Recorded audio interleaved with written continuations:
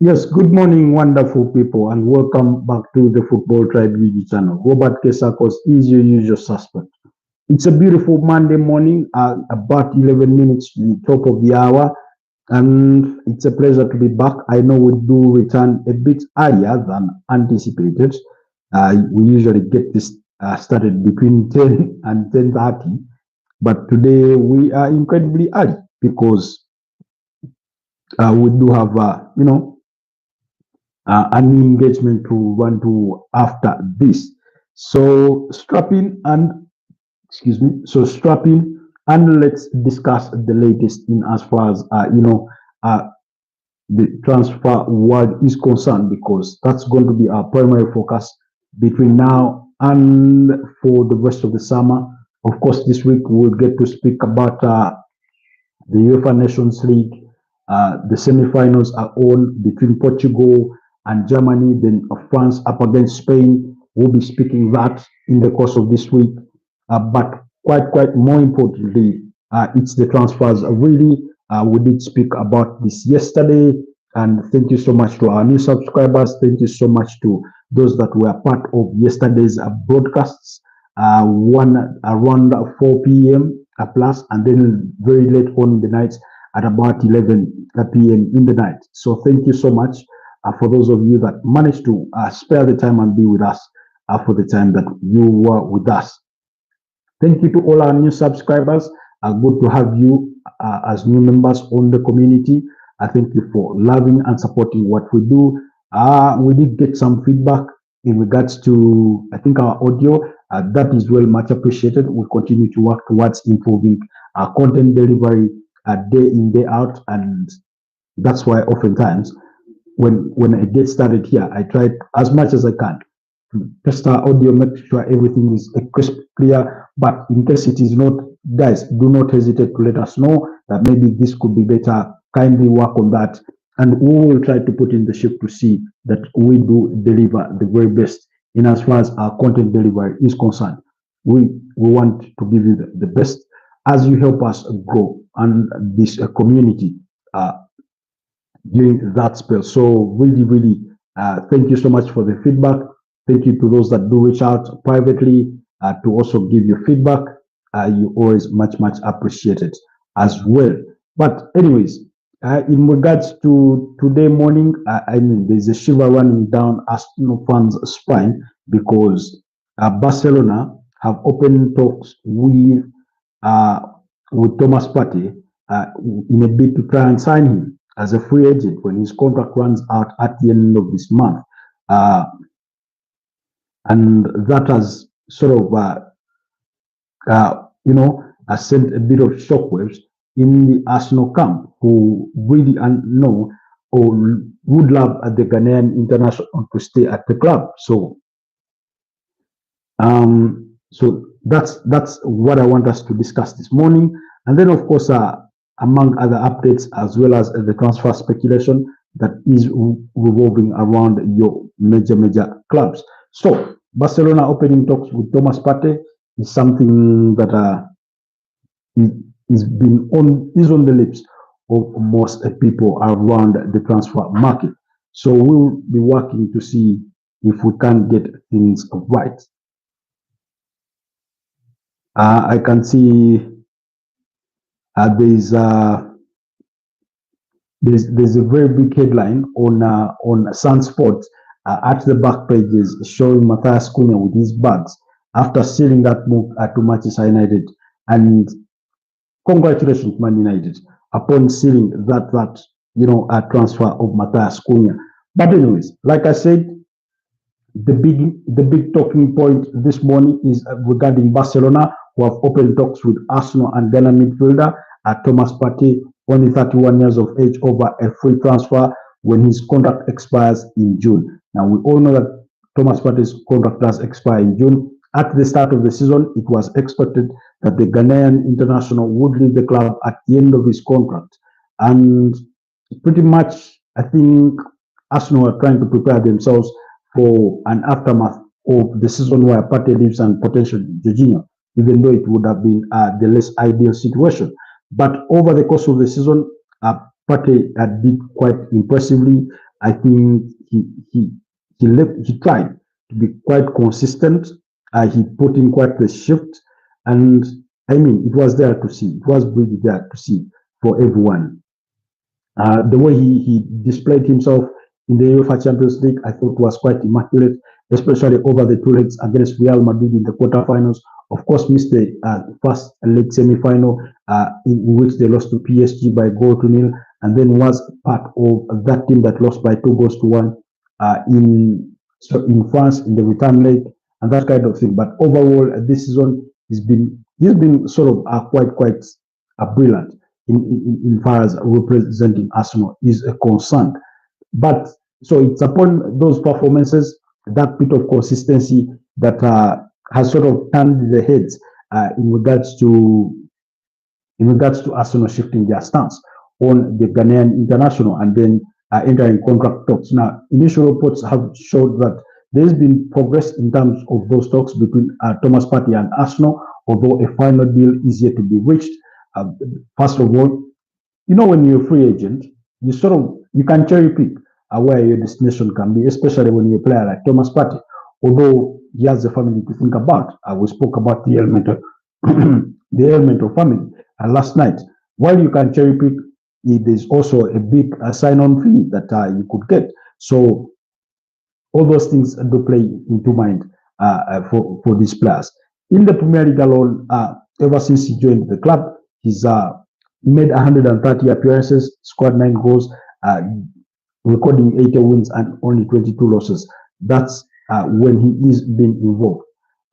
Only for the 24-25 season alone, he's made 35 appearances in the Premier League, scored 4 goals, and was part of 18 wins and 4 losses. So for all the 4 losses that Arsenal recorded last season, he was part of that. Home and away against Bournemouth, losing to Newcastle by goal to nil, and I think West Ham United by goal to nil. So he was really part of that. So again, 35 appearances out of 38 games in the season for Thomas Partey is quite impressive. When you look at back the season of 2023-2024, when every Arsenal player was saying, almost every Arsenal fan was saying, we need to get rid of Thomas Partey because of his lack of availability, he only made 14 appearances in the Premier League. He only made 14 appearances in the Premier League. So that was not a good fight. He did not score any goals last season. That is 2023-2024. So you can imagine or understand the sort of frustration that Arsenal fans had on him in regards to that season. And then when you rewind it a further season back, that is 2022-2023, he made 33 appearances for the club. That means he missed only 5 games. Now compare it to this season, he only missed 3 games. In that season, he scored 3 goals and was part of 23 wins for the club. And again, this goes to speak or to tell you of how impressive he is been for this Arsenal side.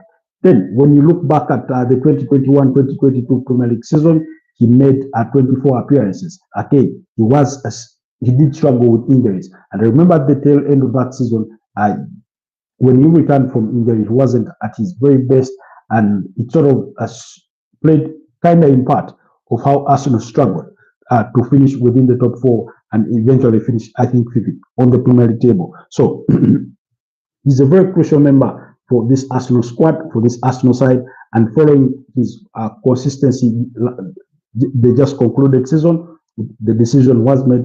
I think looking at Andre Better and his people, or the rest of the analytics team, the coaching staff, I made the decision to try and give the player a new contract.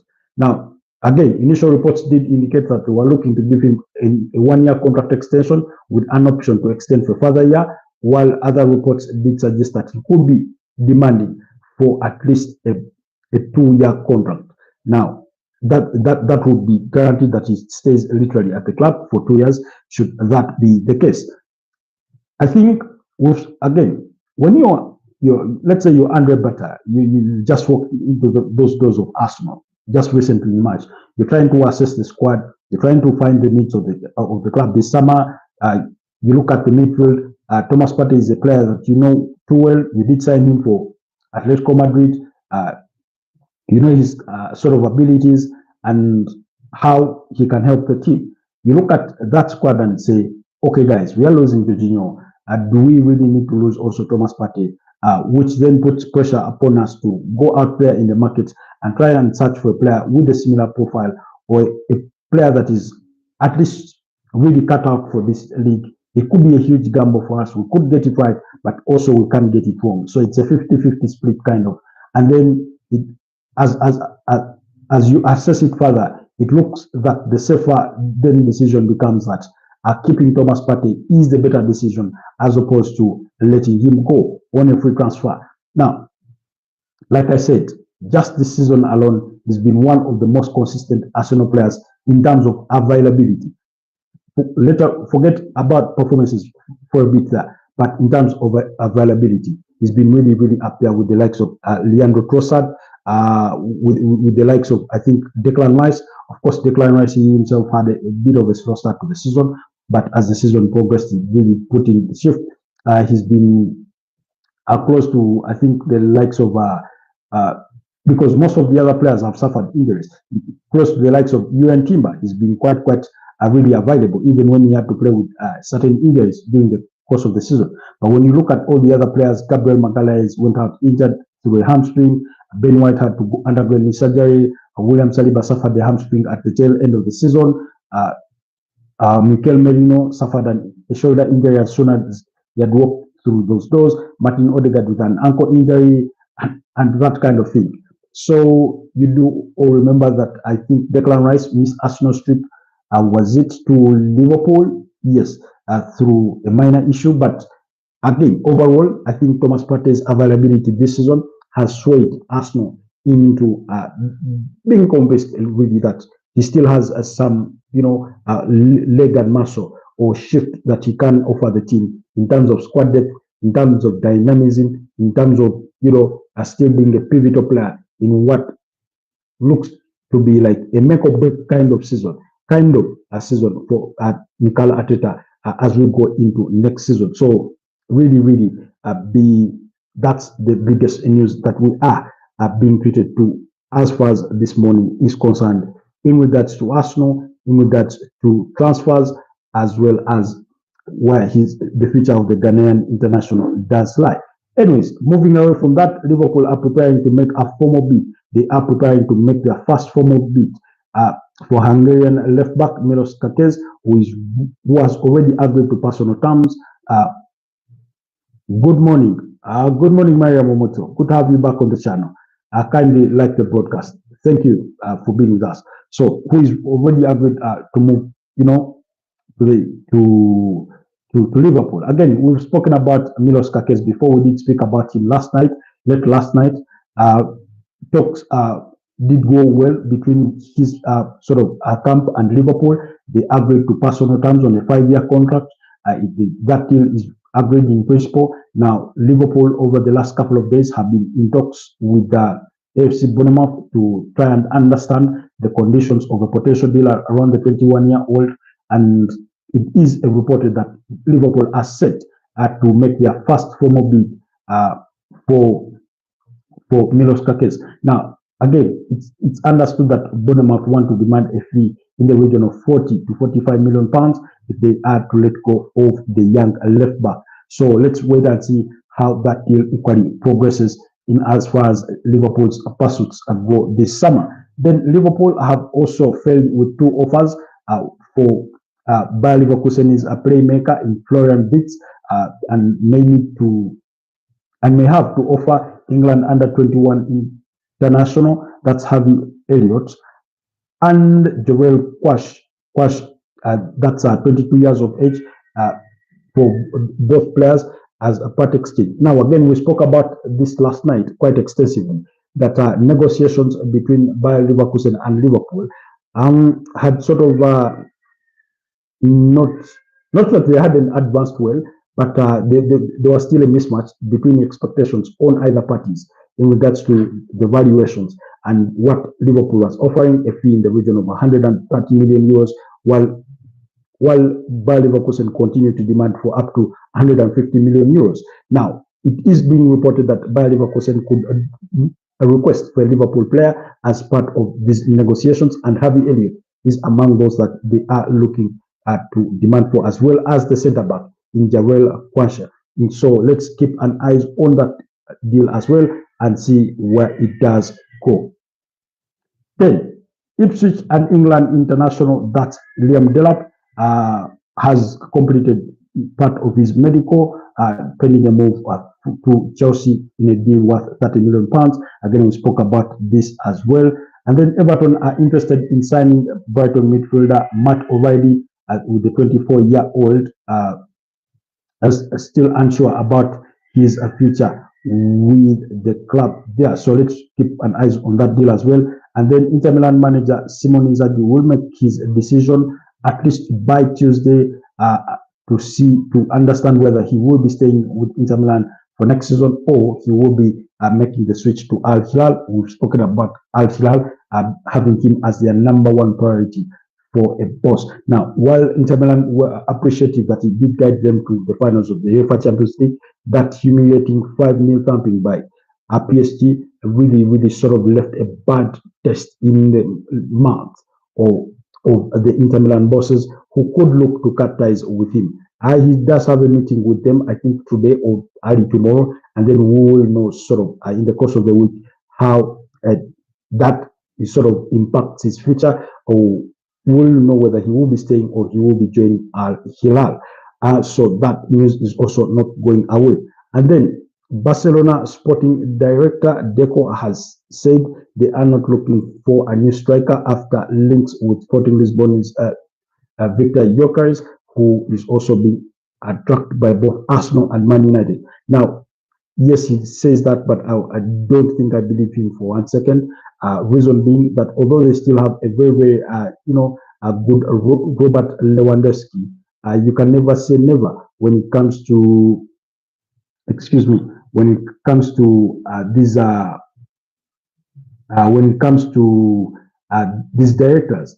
For starters, of course, okay, you have Robert Lewandowski, who in 34 appearances has scored 27 goals, was really in contention for the Golden Boot, of course, with 2 assists. Quite an impressive season. But at his age, which is 36 years of age, I mean, you can't help it, ponder, because he's still delivering the goods. That's for the Polish international. But at the age of 36, if there is a prime striker like Victor Gyökeres, who is still 26, I mean, you can't help it but ponder to yourself, or maybe we need to recruit a striker so that maybe next season could potentially be Lewandowski's last at Barcelona. We do not know. So, and then you have a quick transition.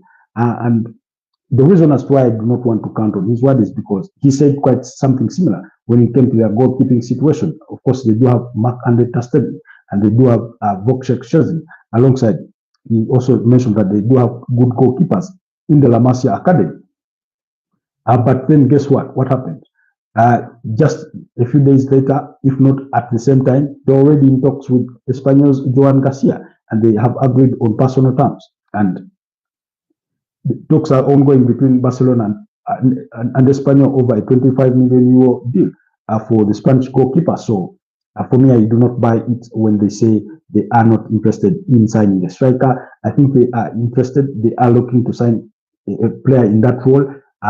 Whether it is Victor Gyökeres or somebody else, they are looking to put somebody in there so that they have a smooth transition from Robert Lewandowski to the next guy that could be in line. And that's why I do not want to believe that. And then German goalkeeper Marc-Andre ter Stegen says he's not worried about his position at Barcelona, who have been linked with Espanyol's stopper in Joan Garcia. Now, again, Marc-Andre ter Stegen is 33 years of age. For goalkeeper, in comparison to Robert Lewandowski, who is 36, you say the goalkeeper still has 3, 4, 5, even 5 years good in his tank. And that's true. But also, at 24 years, Joan Garcia still has the rest of his future ahead of himself. And that's why the consideration around Barcelona is that they can sign him and then send him out on loan. So, again, it's again preparation for the future. Although Andre ter Stegen is not worried about his future, he's certain to stay at Barcelona. you can never say never. That's why Barcelona are trying to make quick moves so that they have a smooth transition, even with the goalkeeping situation. So I do compare those two scenarios are quite being similar with the striking situation as well as the goalkeeping situation in regards to Barcelona. And then also last night we did speak about the future of Ange Postecoglou that is yet to be decided, and his fate could be decided this week.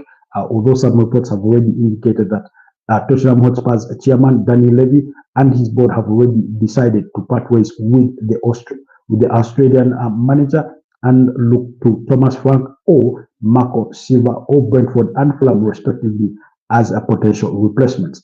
Reports have also indicated that Tottenham could have held talks with Simone Inzaghi over a potential replacement at Tottenham Hotspur, but like we said, Al Hilal do have a proposal already on table for Simone Inzaghi. So that's the kind of situation that we are dealing with. That's what we are hearing from the different camps in regards to transfers, in regards to the managerial situations on those different fronts. So that's some of the latest out there. We've spoken about Maurizio Sarri returning to Lazio. That's well underway. Of course, we've spoken about Piero Gasperini going to Roma and Massimiliano Allegri making his return to AC Milan. Ousmane Dembele being voted the best UEFA Champions League player of the season. And then we also looked at the team of the season in as far as the UEFA Champions League is concerned. Like I said, guys, this one will be a brief one because we do have an engagement to run to. But be sure, during the course of the day, we can be back anytime with the live broadcast if there is any big news ready to share with you. But most definitely, later in the night, we will be back to speak all matters. Transfers, that is at 10 p.m. We'll endeavor to be on time or anywhere between 10 and 10:30. We'll try to make that happen so that we do not come a little late for you like we did last night, because last night we kicked off that broadcast at about 11 p.m. But I'm still glad that some of you were able to join the conversation, and we did really have a fruitful engagement with kickboxing, and then do not press me, somebody, yes, and somebody else, some of the others. Okoyo was also on that broadcast, and we had a very fruitful engagement that went on for about an hour. So I remain appreciative for those of you that managed to tune in for last night's broadcast, as we also spoke about the tale of Bruno Fernandes that does continue to rage on. We wait for a sort of kind of like this as being a very pivotal week.